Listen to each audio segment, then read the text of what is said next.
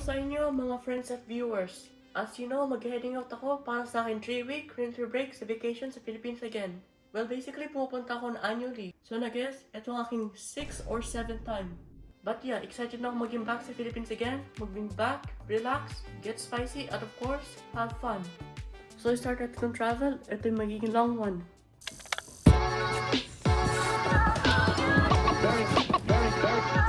So today, ayun din. Ngayon magkatagal sa ating Uber ride papunta sa airport.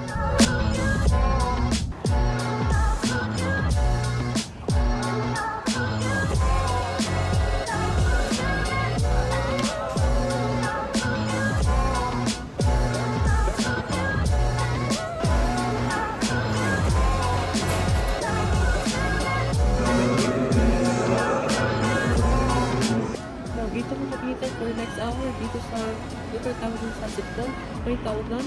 At honestly ko yung mga tourist spot dito sa airports. Kasi meron dito mga huge windows, pero kung malapong view sa mga airport dito, pwede ka mag-take spotting.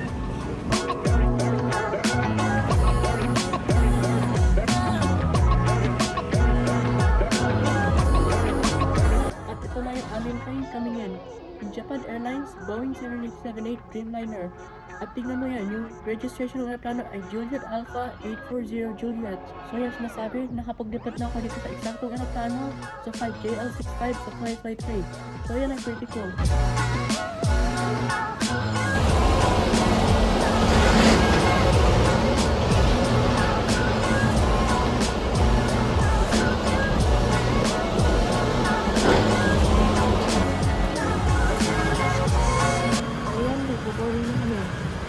Ang seat namin ay 8 para sa flight nito. Ay, behind business class.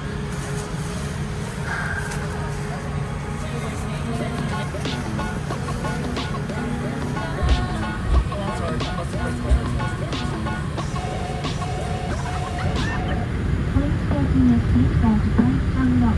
Ensure that it is not twisted. Also, once you get your seatbelt, therefore, reflect, personality vehicles and control with your original condition. Thank you.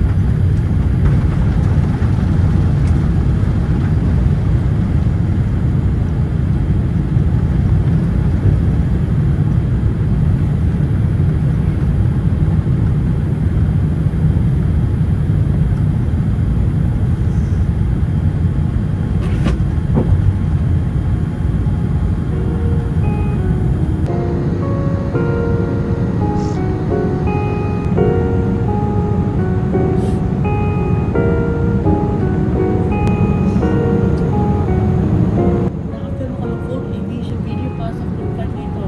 So ito vlog mo siya ng short clips ng takeoff and landing.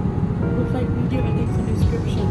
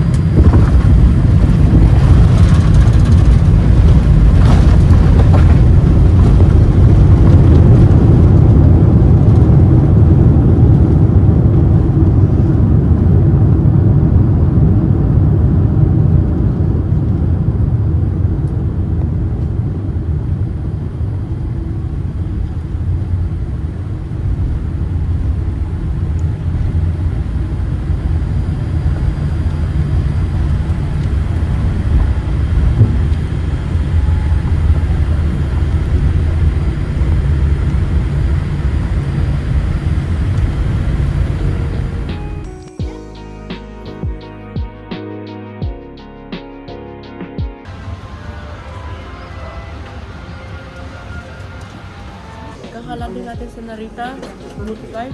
Yan, mag-heading natin sa next flight natin. JL745 sa Manila.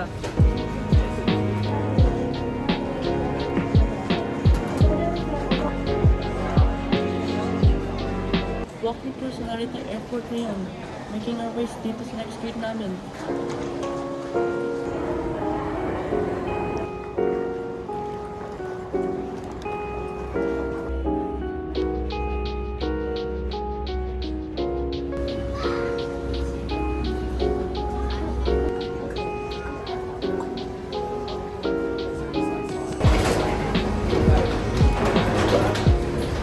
Baggage to avoid a possible Now injury. mag-board natin sa Manila flight. At yet, nagpo-coding 18A again. Ito short trip to here. おください。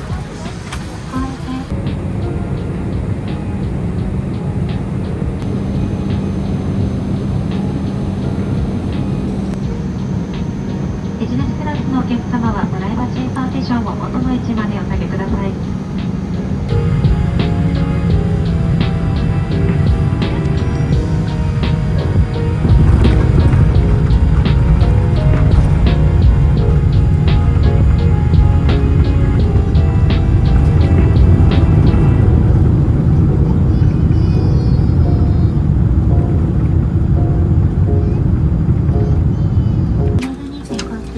ご確認してください。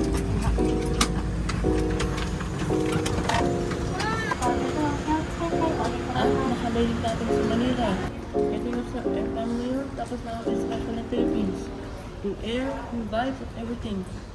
So it feels good to be back dito.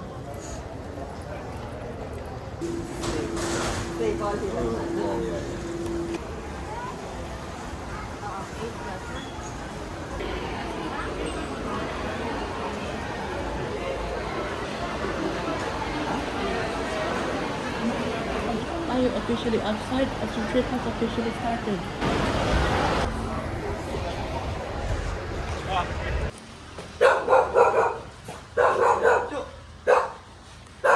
Salamat sa pagpapanood ng today's video. At huwag mo forget para i-follow yung bago ko Instagram account at i-subscribe yung YouTube channel ko para sa mga updates at exciting content. Salamat sa papanood at kita sa next one.